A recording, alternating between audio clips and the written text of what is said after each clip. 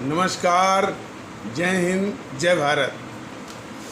भारतीय अवाम ताकत दल अपने भारतीय भाई बहनों अर्थात अपने देश भारत की जनता अर्थात अपनी भारतीय अवाम से भारतीयता आधारित आपसी श्रद्धा, भारतीयता आधारित आपसी स्नेह, भारतीयता आधारित आपसी प्रेम, भारतीयता आधारित आपसी अखलाक मोहब्बत, भारतीयता आधारित आपसी सहयोग, भारतीयता आधारित आपसी सम्मान, भारतीयता आधारित आपसी एकता, भारतीयता आधारित आपसी भाईचारा, भारतीयता तथा भारतीयता आधारित आपसी सद्भाव को समझने व उसे आत्मसात करके वैसा ही और उसी अनुसार आचरण एवं व्यवहार करने और इसके पूरे देश में प्रचार प्रसार करने हेतु और प्रत्येक देशवासी को इसकी अहमियत और महत्व को समझाकर उसे अपनाते हुए वैसा ही आचरण एवं व्यवहार करने हेतु और प्रत्येक देशवासी को अपना ही भारतीय भाई बहन मानकर समझकर अपनाकर उनके साथ वैसा ही और उसी अनुसार आचरण एवं व्यवहार करने हेतु सतत सदैव और हमेशा अदब के साथ आदर के साथ अर्ज करता है, विनती करता है। अब हम सभी लोग एक छोटे से प्रकरण जो इस GNPC गांधी नेहरू परिवार चांडाल चौकड़ी, जिसको कि आप लोग भ्रम भूल या गलती से कांग्रेस अभी भी कह रहे हैं, भारतीय जनता दल का आप लोगों से निवेदन है कि अब उसको कांग्रेस कहना छोड़ दीजिए। उसका जो असली चाल चरित्र चेहरा है वो GNPC का है, गांधी नेहरू परिवार चांडाल चौकड़ी काकस का है। क्योंकि वह एक ऐसा पारिवारिक कुनबा है जो संगठन पर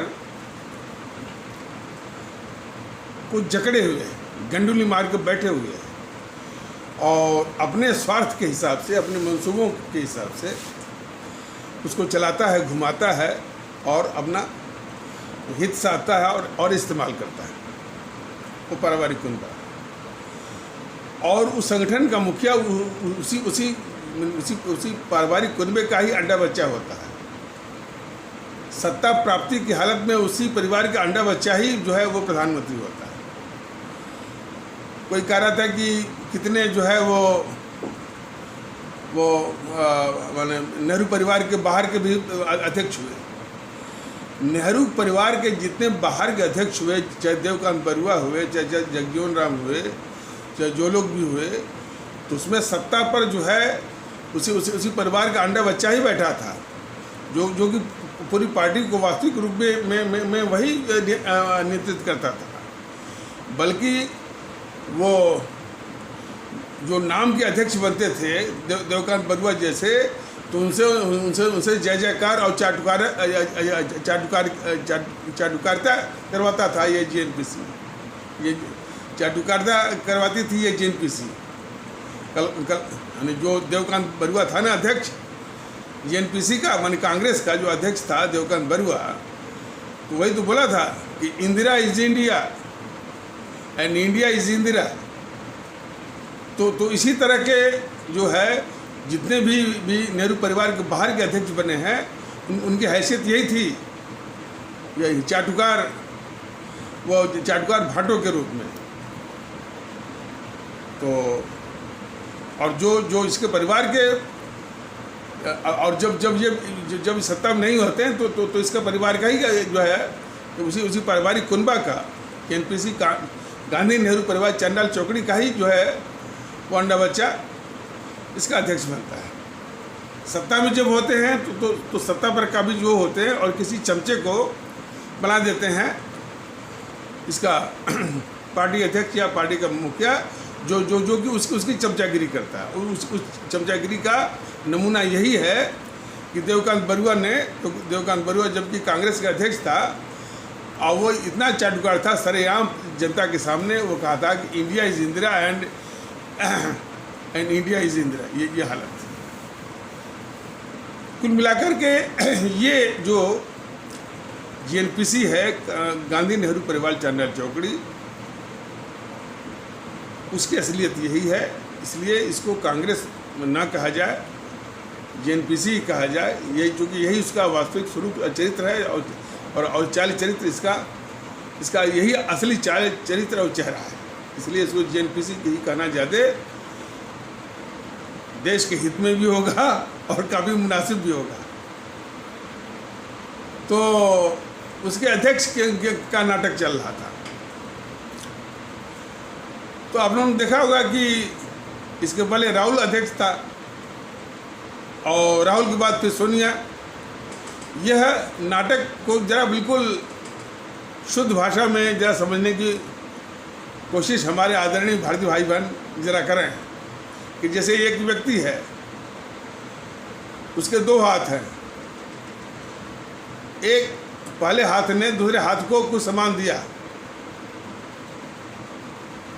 कि भाई तुम ये सामान लो, और फिर कुछ समय बाद दूसरे हाथ वाले ने फिर वही सामान थमा दिया पहले वाले हाथ को। लेकिन आदमी तो वही है ना। तो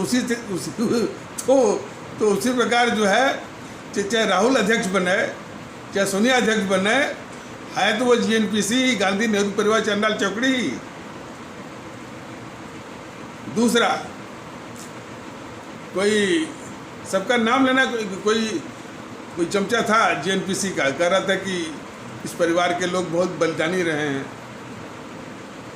जिस बलिदान की बात वो सब कहते हैं, हालांकि बीजेपी वाले चूँकि जेएनपीसी की बहुत रक्षा करते हैं, उनके सारे पापों को ढकते हैं, एक दिखावटी उनका वो प्रतिरोध रहता है। लेकिन वो ये जेएनपीसी जिस मुल्क के लिए कितने खतरनाक है, उस बात को हमेशा वो ढकने की कोशिश करते हैं। तो जिसमें वो उसका वो प्रमोद कृष्णन से लेकर सब कहते हैं कि इस परिवार के लोग बलिदानी हुए। बलिदानी को सिर्फ दो ही उदाहरण देते हैं, एक इंदिरा का, एक राजीव का। इंदिरा ने क्या किया था? अकाली का सामना करने के लिए उसने खालिस्तानी आतंकवाद को आगे बढ़ाया और उस खालिस्तानी आतंकवाद के सरगना भिंडरावाला को आगे उसने किया। इतने खतरनाक आतंकवाद को उसने जन्म दिया इस इंदिरा ने। तो जो खालिस्तानी आतंकवाद को बढ़ाया उसने, और उस खालिस्तानी आतंकवाद की आग में पूरा देश जल रहा था, उसी आग में वो भी स्वाहा हो गई। यानी जो आग लगाई इस देश के लिए खालिस्तानी आतंकवाद का, वह उसी में वो भी स्वाहा हो गई। तो देश को जानना चाहिए कि देश को खालिस्तानी आतंकवाद में झोंकने वाली एक गद्दार इंदिरा है, और उसी में वो स्वाहा हो गया। वो बलिदान नहीं दिया उसने। और इसी गद्दार इंदिरा ने मैंने उसको श्रीलंका को सबक सिखाने के नाम पर LTTE की ट्रेनिंग करवाई थी देहरादून में। वही और दक्षिण की जो राज्य हैं, तमिलनाडु, केरल, तमिलनाडु, कर्नाटक वगैरह, वहाँ पर जो है LTTE का काफ़ी जो है वो उसको मैंने काफ़ी उसके गिरफ्त में काफ़ी उसके शिकार हो गए थे। तो जिस LTTE आतंकवाद की आग में इस इंदिरा ने अपने देश और ख़ास करके अपने दक्षिण भारत को झोंका, उसी आग में उसका बेटा गद्दार राजीव भी सुहा हुआ। तो दोनों आतंकवाद जो देश के लिए बहुत खतरनाक किस्म के थे, खालिस्तानी और LTTE का, उसको जन्म देने वाली यही है, उसको आगे बढ़ाने वाली यही गद्दार इंदिरा। और उसी जो आतंकवाद हमारे मुल्क को जलाया, इसने काफ़ी आहत किया, उसी में ये दोनों सुहा हुए। तो ये उसकी असलियत है। उसको ये सब कहते हैं कि बलिदान। तो चूँकि जेएनपीसी और जेएनपीसी की जितने भी उसके उसका मुखिया है, सोनिया हो, राहुल हो, प्रियंका हो, सब झूठे ही बोलते हैं। उसके चमचे भी उसको झूठी माने भाट हैं सब। तो इन भाटों की बात जो है हमारे आदरणीय भारतीय भाई बहन जरा भी ध्यान नहीं दें। ये भाट हैं, वो भाट की तरह जो है इस देश के गद्दारों को, इस देश के लुटेरों को, इस देश के दुश्मनों को, ये सब भाट की तरह उनका यानी गुणगान करते हैं। और उनका प्रयास है कि हमारे देश के लोग भी उसी के गुणगान में सुर मिलाएं। ये है। और इसीलिए उन्होंने अपने मतलब का जो है बौद्धिक वर्ग वो खड़ा कर दिया, अपने मतलब का ये मीडिया खड़ा कर दिया, जो आज भी उन्हीं देश के गद्दारों को, गद्दार नेहरू, गद्दार इंदिरा, गद्दार राजीव और गद्दार जो है सोनिया, राहुल, प्रियंका को के गुणगान में ये सारे जो माने इलेक्ट्रॉनिक मीडिया है, टीवी चैनल है, आज भी करते रहते हैं। उनमें सबसे आगे कौन है? ये आपका NDTV, फिर आज तक है, न्यूज़ 24 है, ये सब। तो ये सभी उसी प्रकार देश के गद्दार और देश के दुश्मन हैं आपके NDTV, ये सब। और उसके पत्रकार भी रवीश कुमार भी। लेकिन देश के दुश्मनों का जब भी जिक्र हो, उनका वर्णन हो, ये बातें हैं कि ये कितनी खतरनाक है, इनकी क्या क्या कारगुजारियाँ हैं, यहीं तक बात करना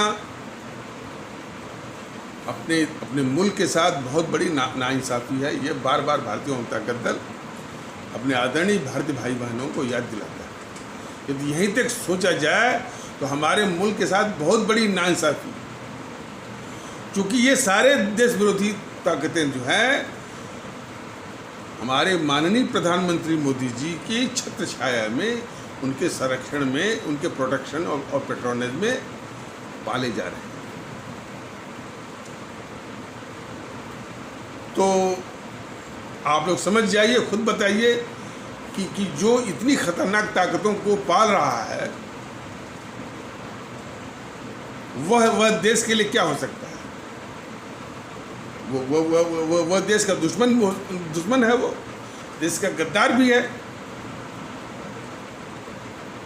तो मोदी जी वही हैं, और वो भी राष्ट्रवाद, झूठा राष्ट्रवाद, छलने वाला राष्ट्रवाद, कपटपूर्ण राष्ट्रवाद, the greatest national humbug and the greatest national hoax.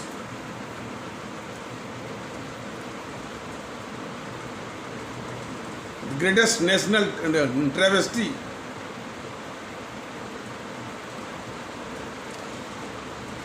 ये हालत है। हमारे आदरणीय भारतीय भाई बहनों, ये बिल्कुल समझ लीजिए, भारतीय जनता दल राष्ट्रभक्ति, देशभक्ति, मुल्क परस्ती, अवाम परस्ती के साथ अपनी अवाम की हर ज़रूरत के लिए जो वो सचेत है,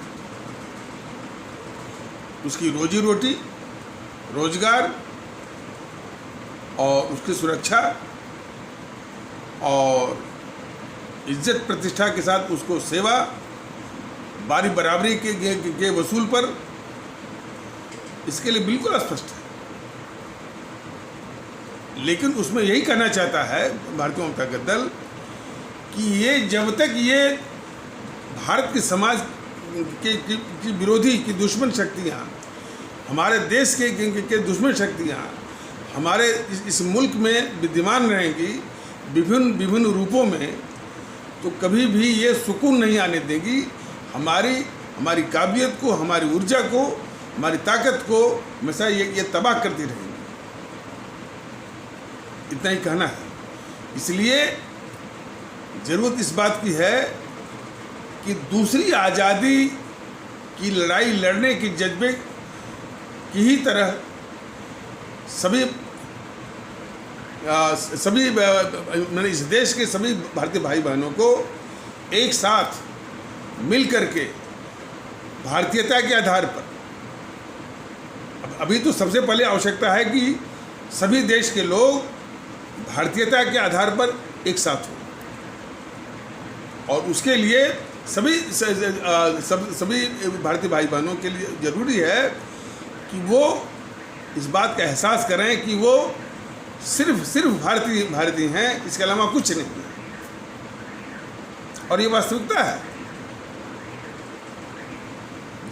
जिन हमारे अमर शहीदों ने इस मुल्क को आज़ादी दिलाई, राष्ट्रभक्त शिरोमणि नेताजी सुभाष चंद्र बोस, शहीद आजम भगत सिंह, अमर शहीद चंद्रशेखर आज़ाद, अमर शहीद अशफाकुल्ला, अमर शहीद खुदीराम बोस, अमर शहीद सुब्रमण्यम भारती, अमर शहीद श्रीमती रानी लक्ष्मीबाई, अमर शहीद श्रीमती रानी चंद्रिमा, अमर शहीद श्रीमती रानी गडेलू, जिन्होंने इस मुल्क की आज़ादी की खातिर, हमारी आपकी आज़ादी की खातिर भारत माता की बलिवेदी पर प्राण सहित सब कुछ न्यौछावर कर दिया। हंसते हंसते फांसी के फंदों को चूमा, हंसते हंसते मौत को गले लगाया।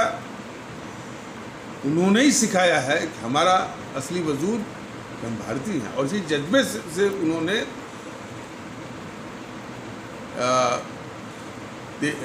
देशभक्ति का मिसाल जलाई और हमको आपको आज़ादी दी। आज उसी जज्बे की बहुत आवश्यकता है,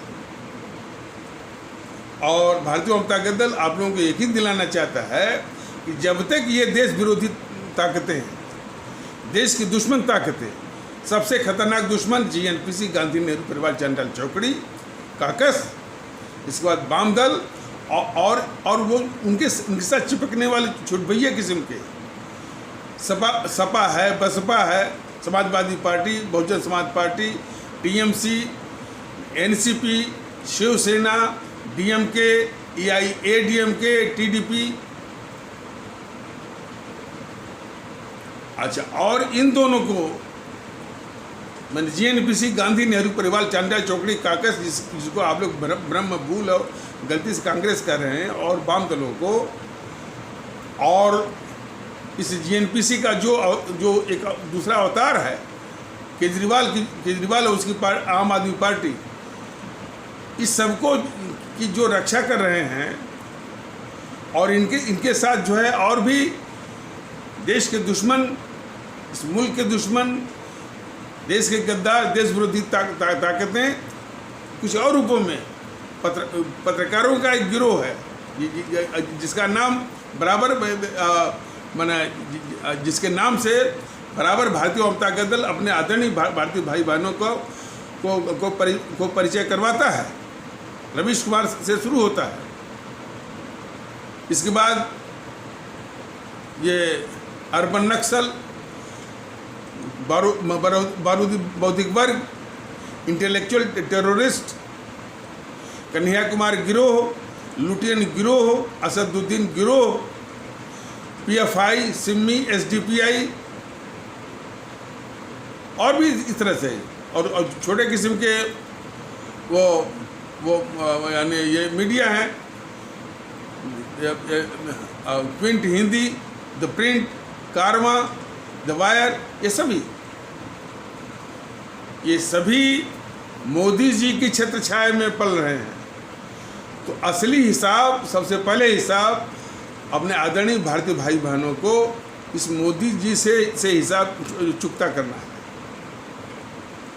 मन में ठानिए, इस बीजेपी को जो सारे देश के दुश्मनों को पाल रही है,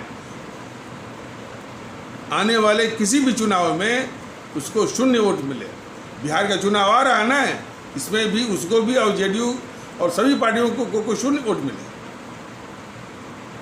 तब जाकर के इन सबों की अकल जो है वो टिकाने आएगी। इनके दिमाग में गुमान है कि हम जिस प्रकार 60-70 सालों तक गुमान था एनपीसी को, वो कुछ भी करे, देश को बंटवा दे, दंगे करवा दे, और जो है हमारी ज़मीन दुश्मन चीन को थमा दे, पूरा मैदान खाली है, कोई बोलने वाला नहीं। वही गुमान जो है इस भारतीय जनता पार्टी में, जो कि इन सारे देश के दुश्मनों को पाल करके, उनको दिखा करके और एक झूठे राष्ट्रवाद के जरिए जो है वो सत्ता हथियाने का जो षड्यंत्र कर रही है। तो सबसे पहले आदरणीय भारतीय भाई बहनों को ये मन में ठानना होगा कि इस बीजेपी को शिकस्त देनी है और इसका भी विनाश करना है।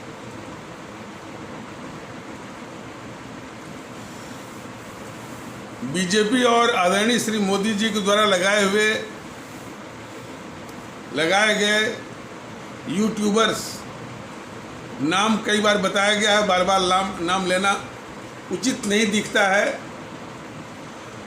वो हर घटना का वर्णन करते हैं, चीन के विषय में वर्णन करते हैं और बंगलौर जैसी घटना का वर्णन करते हैं और दिल्ली में जो सीए पर घटना है उसका भी वर्णन करते हैं और विशेष करके जब चीन का वर्णन करते हैं सब इधर उधर की बात जरूर करेंगे। लेकिन जो नेहरू ने गद्दारी किया, भारतीय जनता दल ने बताया भी था। और एक बात भारतीय जनता दल बिल्कुल स्पष्ट बताना चाहता है कि इस YouTube के माध्यम से सारी बातें पूरे स्पष्टता के साथ, पूरे विस्तार के साथ बताना नामुमकिन है, मुमकिन नहीं है। लेकिन नमूने के तौर पर एक छोटी सी आइडिया आप सभी को मिल जाए, वो बताने की कोशिश जरूर करता है इस YouTube के माध्यम से। तो चीन में जो कम्युनिस्ट पार्टी थी वो नरसंहार, जेनोसाइड 10 करोड़ लोगों को मरवाया था इन कम्युनिस्ट पार्टी के लोगों ने।